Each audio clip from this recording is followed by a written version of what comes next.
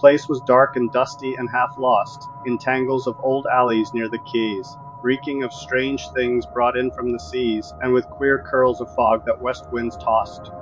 Small lozenge panes, obscured by smoke and frost, just showed the books, in piles like twisted trees. Rotting from floor to roof, conjuries of crumbling elder lore at little cost.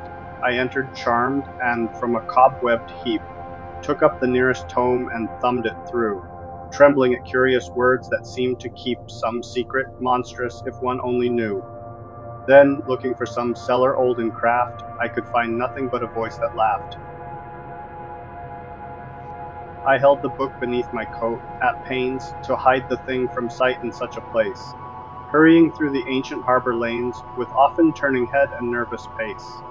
Dull, furtive windows in old tottering brick peered at me oddly as I hastened by, and thinking what they sheltered, I grew sick for a redeeming glimpse of clean blue sky. No one had seen me take the thing, but still a blank laugh echoed in my whirling head, and I could guess what nighted worlds of ill lurked in that volume I had coveted. The way grew strange, the walls alike and matting, and far behind me, unseen feet were padding. I do not know what windings in the waste of those strange sea lanes brought me home once more, but on my porch I trembled white with haste to get inside and bolt the heavy door. I had the book that told the hidden way, across the void and through the space-hung screens, that hold the undimensioned worlds at bay, and keep lost eons to their own domains.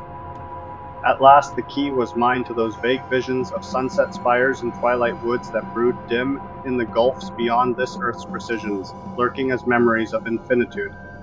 The key was mine, but as I sat there mumbling, the attic window shook with a faint fumbling.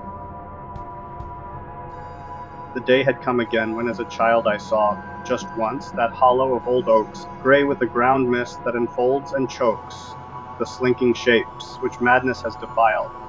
It was the same in herbage rank and wild clings round an altar whose carved sign invokes that nameless one to whom 1,000 smokes rose, eons gone, from unclean towers uppiled. I saw the body spread on that dank stone, and knew those things which feasted were not men. I knew this strange, grey world was not my own, but Yuggoth past the starry voids, and then the body shrieked at me with a dead cry, and all too late I knew that it was I. The demon said that he would take me home, to the pale, shadowy land I half recalled as a high place of stair and terrace, walled with marble balustrades that sky winds comb, while miles below a maze of dome on dome and tower on tower beside a sea lies sprawled. Once more he told me I would stand enthralled on those old heights, and hear the far-off foam. All this he promised, and through sunset's gate he swept me, past the lapping lakes of flame, and red gold thrones of gods without a name, who shriek in fear at some impending fate. Then a black gulf with sea sounds in the night. Here was your home, he mocked, when you had sight. We found the lamp inside those hollow cliffs, whose chiseled sign no priest in Thebes could read, and from whose caverns frightened hieroglyphs warned every living creature of earth's breed. No more was there, just that one brazen bowl with traces of a curious oil within, fretted with some obscurely patterned scroll, and symbols hinting vaguely of strange sin. Little the fears of 40 centuries meant to us as we bore off our slender spoil, and when we scanned it in our darkened tent, we struck a match to test the ancient oil. It blazed, great God, but the vast shapes we saw in that mad flash have seared our lives with awe. The great hill hung close over the old town, a precipice against the main street's end, green, tall, and wooded, looking darkly down upon the steeple at the highway bend. 200 years the whispers had been heard about what happened on the man-shunned slope, tales of an oddly mangled deer or bird, or of lost boys whose kin had ceased to hope. One day the mailman found no village there, nor were its folk or houses seen again.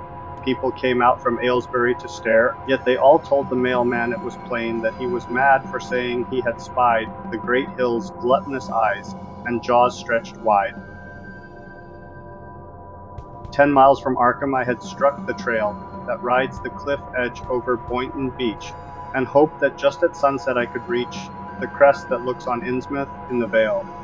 Far out at sea was a retreating sail, white as hard years of ancient winds could bleach. but evil with some portent beyond speech, so that I did not wave my hand or hail. Sails out of Innsmouth, echoing old renown of long dead times.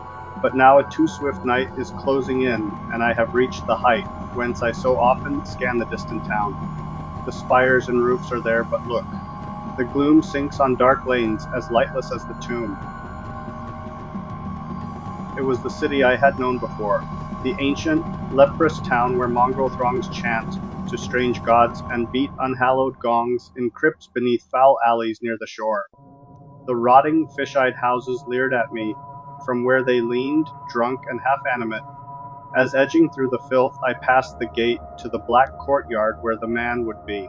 The dark walls closed me in, and loud I cursed that ever I had come to such a den, when suddenly a score of windows burst into wild light and swarmed with dancing men. Mad, soundless revels of the dragging dead, and not a corpse had either hands or head. They took me slumming, where gaunt walls of brick bulge outward with a viscous stored-up evil, and twisted faces, thronging foul and thick, winked messages to alien god and devil. A million fires were blazing in the streets, and from flat roofs a furtive few would fly bedraggled birds into the yawning sky, while hidden drums droned on with measured beats. I knew those fires were brewing monstrous things, and that those birds of space had been outside. I guessed to what dark, dark planets' crypts they plied, and what they brought from Thog beneath their wings. The others laughed, till struck too mute to speak by what they glimpsed in one bird's evil beak. Farmer Seth Atwood was past 80 when he tried to sink that deep well by his door, with only ebb to help him bore and bore. We laughed and hoped he'd soon be sane again. And yet, instead, young Ebb went crazy too, so that they shipped him to the county farm. Seth bricked the well mouth up as tight as glue, then hacked an artery in his gnarled left arm. After the funeral, we felt bound to get out to that well and rip the bricks away, but all we saw were iron handholds set down a black hole deeper than we could say. And yet we put the bricks back, for we found the hole too deep for any line to sound. They told me not to take the Briggs Hill path. That used to be the high road through to Zor, for Goody Watkins, hanged in 1704, had left a certain monstrous aftermath. Yet when I disobeyed, and had in view the vine-hung cottage by the great rock slope, I could not think of elms or hempen rope, but wondered why the house still seemed so new. Stopping a while to watch the fading day, I heard faint howls, as from a room upstairs, when through the ivied panes one sunset ray struck in and caught the howler unawares. I glimpsed, and ran in frenzy from the place, and from a four-pawed thing with human face. The winter sunset, flaming beyond spires and chimneys half detached from this dull sphere, opens great gates to some forgotten year of elder splendors and divine desires. Expectant wonders burn in those rich fires, adventure fraught, and not untinged with fear. A row of sphinxes where the way leads clear toward walls and turrets quivering to far lyres. It is the land where beauty's meaning flowers, where every unplaced memory has a source, where the great river time begins its course, down the vast void in starlit streams of hours. Dreams bring us close, but ancient lore repeats that human tread has never soiled these streets. It is a certain hour of twilight glooms, mostly in autumn, when the star wind pours down hilltop streets, deserted out of doors, but showing early lamplight from snug rooms. The dead leaves rush in strange, fantastic twists, and chimney smoke whirls round with alien grace, heating geometries of outer space, while Fomalhaut peers in through southward mists. This is the hour when moonstruck poets know what fungi sprout in Yuggoth, and what scents and tints of flowers fill Nithon's continents, such as in no poor earthly garden blow. Yet for each dream these winds to us convey, a dozen more of ours they sweep away. Deep in my dream, the great bird whispered queerly of the black cone amid the polar waste, pushing above the ice sheet lone and dreary by storm-crazed eons battered and defaced. Hither no living earth shapes take their courses, and only pale auroras and faint suns glow on that pitted rock, whose primal sources are guessed at dimly by the elder ones. If men should glimpse it, they would merely wonder what tricky mound of nature's build they spied. But the bird told of vaster parts that under the mile-deep ice shroud crouch and brood and bide. God help the dreamer whose mad visions show those dead eyes set in crystal gulfs below. The house was old, with tangled wings outthrown, of which no one could ever half keep track, and in a small room somewhat near the back was an odd window sealed with ancient stone. There, in a dream-plagued childhood, quite alone I used to go, where night reigned vague and black, parting the cobwebs with a curious lack of fear, and with a wonder each time grown. One later day I brought the masons there, to find what view my dim forebears had shunned. But as they pierced the stone, a rush of air burst from the alien voids that yawned beyond. They fled, but I peered through and found unrolled all the wild worlds of which my dreams had told. There were great steppes, and rocky tablelands stretching half limitless in starlit night, with alien campfires shedding feeble light on beasts with tinkling bells and shaggy bands. Far to the south, the plain sloped low and wide to a dark zigzag line of wall that lay, like a huge python of some primal day which endless time had chilled and petrified. I shivered oddly in the cold thin air, and wondered where I was and how I came, when a cloaked form against a campfire's glare rose and approached and called me by my name. Staring at that dead face beneath the hood, I ceased to hope because I understood. Beyond that wall, whose ancient masonry reached almost to the sky in moss-thick towers, there would be terraced gardens rich with flowers and flutter of bird and butterfly and bee. There would be walks, and bridges arching over warm lotus pools, reflecting temple eaves, and cherry trees with delicate boughs and leaves against a pink sky where the herons hover. All would be there, for had not old dreams flung open the gate to that stone-lanterned maze, where drowsy streams spin out their winding ways, trailed by green vines from bending branches hung? I hurried, but when the wall rose grim and great, I found there was no longer any gate. Year after year I heard that faint, far ringing of deep-toned bells on the black midnight wind, peals from no steeple I could ever find, but strange as if across some great void winging. I searched my dreams and memories for a clue, and thought odd of all the chimes my visions carried, of quiet Innsmouth, where the white gulls tarried around an ancient spire that once I knew. Always perplexed, I heard those far notes falling, till one March night the bleak rain, splashing cold, beckoned me back through gateways of recalling to elder towers where the mad clappers tolled. They tolled, but from the sunless tides that pour through sunken valleys on the sea's dead floor. Out of what crypt they crawl, I cannot tell. But every night I see the rubbery things, black, horned, and slender, with membranous wings, and tails that bear the bifid barb of hell. They come in legions on the north wind's swell, with obscene clutch that titillates and stings, snatching me off on monstrous voyagings to grey worlds hidden deep in nightmare's well. Over the jagged peaks of thought they sweep, heedless of all the cries I try to make, and down the nether pits to that foul lake, where the puffed shoggoths splash in doubtful sleep. But oh, if only they would make some sound, or wear a face where faces should be found. And at the last from inner Egypt came the strange dark one to whom the fellows bowed, silent and lean and cryptically proud, and wrapped in fabrics red as sunset flame.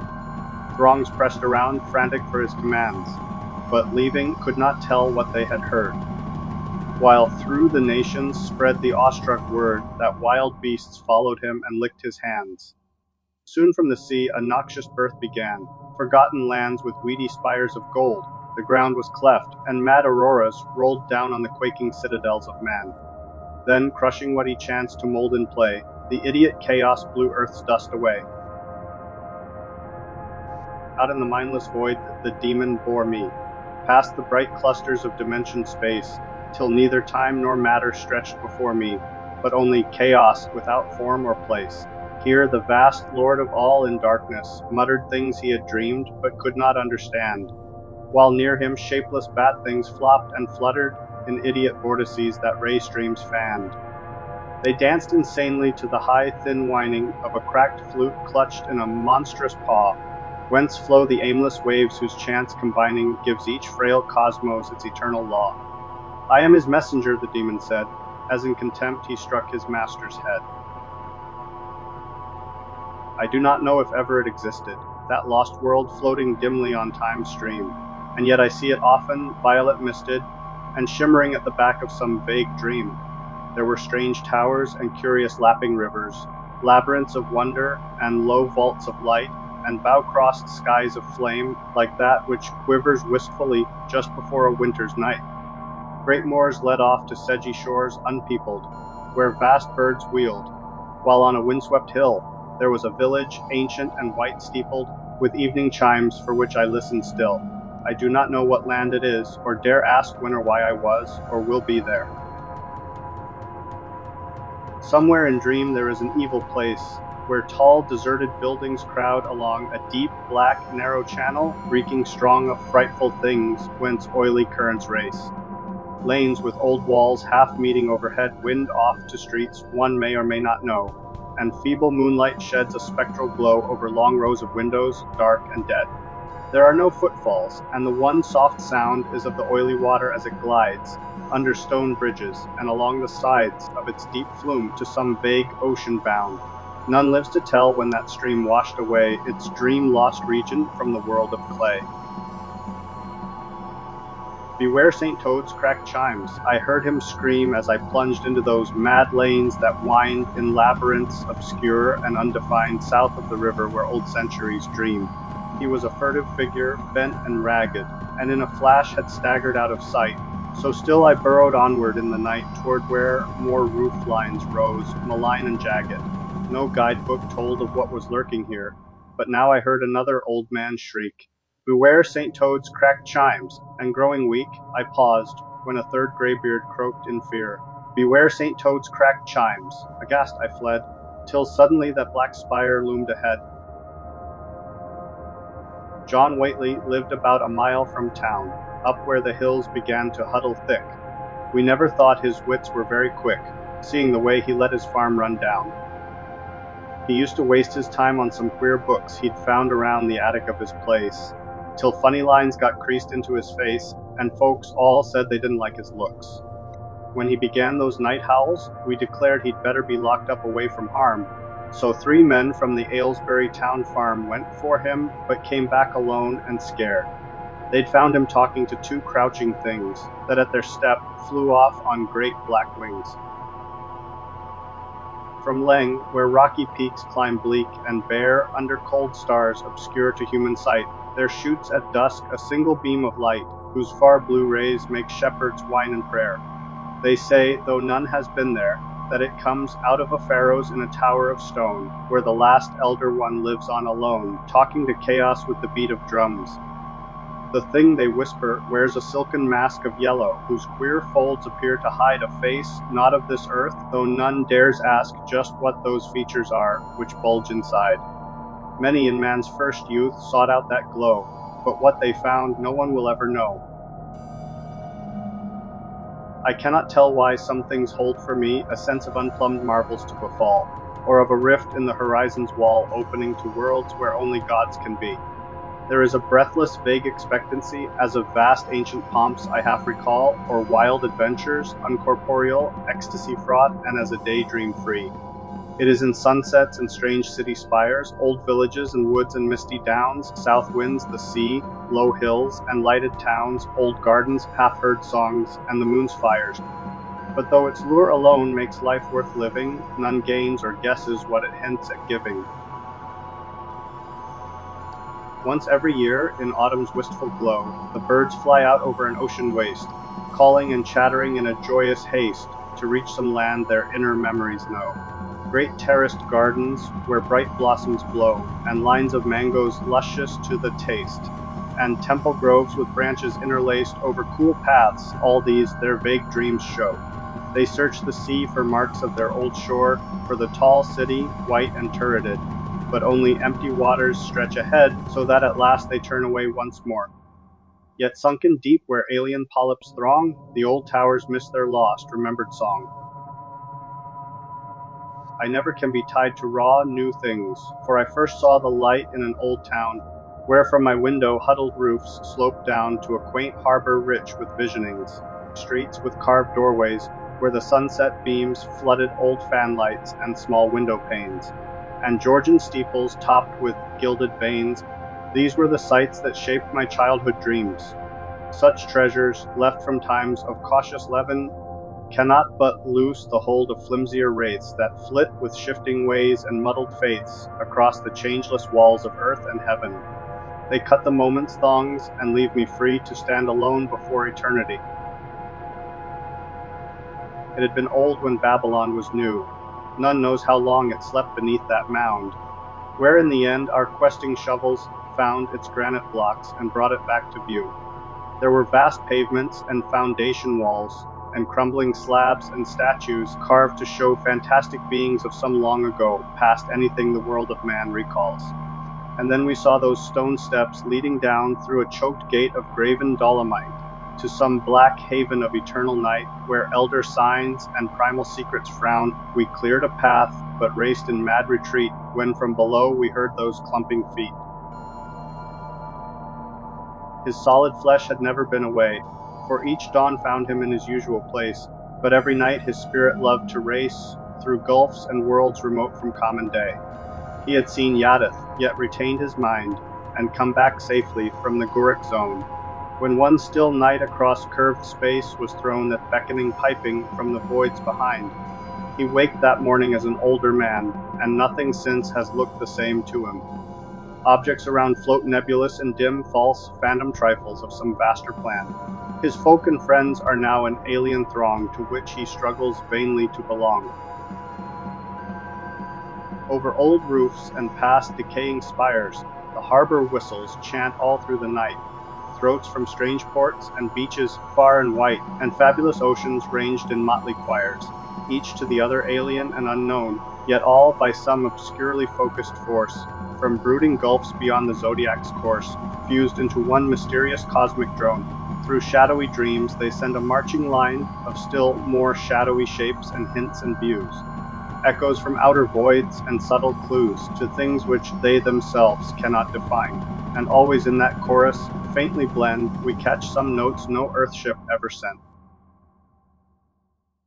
The way led down a dark, half-wooded heath, where moss-gray boulders humped above the mold, and curious drops, disquieting and cold, sprayed up from unseen streams in gulfs beneath. There was no wind, nor any trace of sound in puzzling shrub or alien-featured tree, nor any view before, till suddenly, straight in my path, I saw a monstrous mound. Half to the sky those steep sides loomed up spread, rank-grassed and cluttered by a crumbling flight of lava stairs that scaled the fear-topped height in steps too vast for any human tread.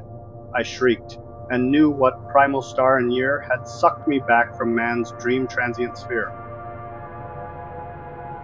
I saw it from that hidden, silent place where the old wood half shuts the meadow in. It shone through all the sunset's glories, thin at first, but with a slowly brightening face. Night came, and that lone beacon, amber-hued, beat on my sight as never it did of old. The evening star, but grown 1,000-fold more haunting in this hush and solitude. It traced strange pictures on the quivering air, half-memories that had always filled my eyes, vast towers and gardens, curious seas and skies of some dim life, I never could tell where. But now I knew that through the cosmic dome, those rays were calling from my far lost home. There is in certain ancient things a trace of some dim essence, more than form or weight, a tenuous ether, indeterminate, yet linked with all the laws of time and space, a faint, veiled sign of continuities that outward eyes can never quite descry, of locked dimensions harboring years gone by, and out of reach except for hidden keys. It moves me most when slanting sunbeams glow on old farm buildings set against a hill, and paint with life the shapes which linger still from centuries less a dream than this we know. In that strange light, I feel I am not far from the fixed mass whose sides the ages are.